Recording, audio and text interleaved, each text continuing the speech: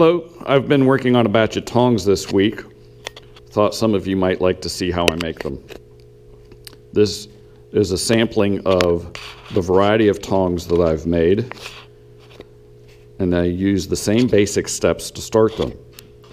And you'll notice I like to put chain links on tongs and then size the tongs to particular material, and when they're sized properly, this will actually lock in place and you don't have to be squeezing hard on your wrist.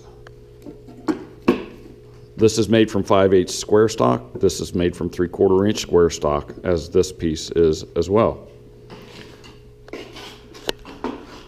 I start off with 3/4 square stock, 5.5 inches long, or 5/8.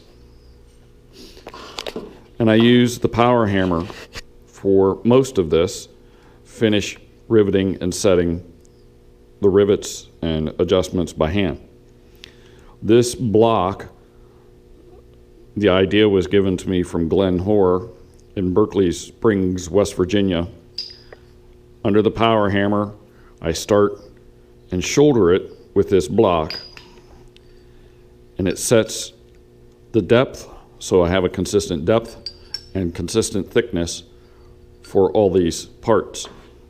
And then I draw the tines, or the reins, draw out the reins from the remaining material.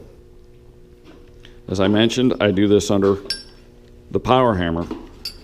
So I start here, work the piece down, and then I start drawing it out, and I can smooth up these rough steps here on the drawing section of this set of dies. This set of dies are custom made for me for another project and comes in really handy for making tongs.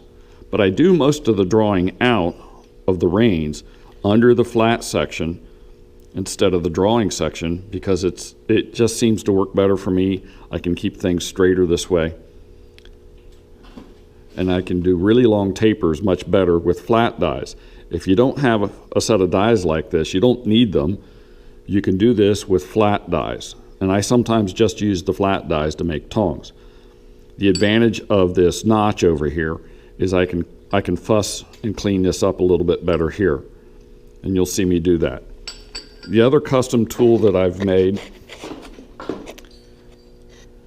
is this cross, is actually to start the grooves in the tongs. And then I will later on adjust the grooves with another piece of square material. And you can see one of the advantages right here of having that cross piece is I use it a lot for holding on to punches.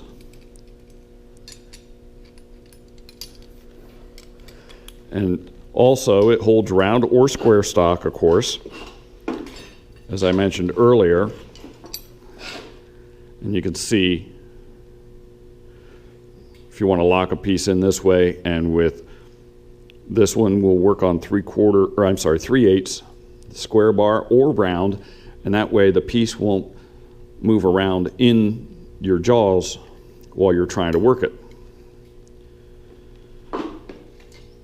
And I make another variety for holding specifically chisels and punches, as my mark here that you'll see me work it. Hope this helps. Come along for the ride.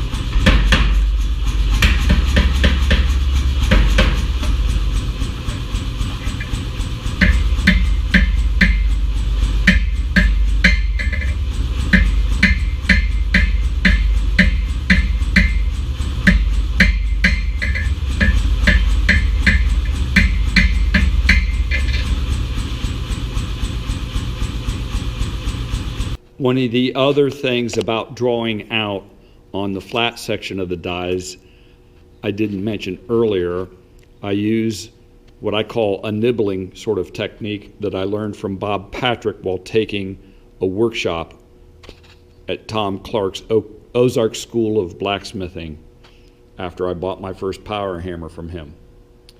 It's an incredibly efficient way to keep the metal hot, and you'll see that as well.